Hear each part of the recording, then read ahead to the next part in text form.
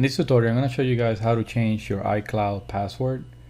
So what you need is your phone to go ahead and change the password. So go to settings, click on your name on the top, click on password and security, and then click on change password. Now if it's the first time loading this, then it's going to ask you for the passcode for the phone. So go ahead and enter the passcode and then type in your new password and click change on the top.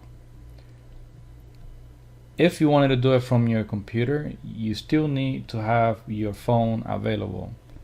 So if you click on forgot Apple ID or password, you could go ahead and put in your Apple ID and then click continue. It's going to ask you to enter your phone number. Once you enter your phone number, you're going to get a push notification on your phone like you see here, where you will click allow. And essentially it's going to ask you to enter your passcode, and then you will type in the new password that you want to use. And basically you click next, and that should confirm you changing the password. So moving forward, that would be the password you will use across all of your Apple devices.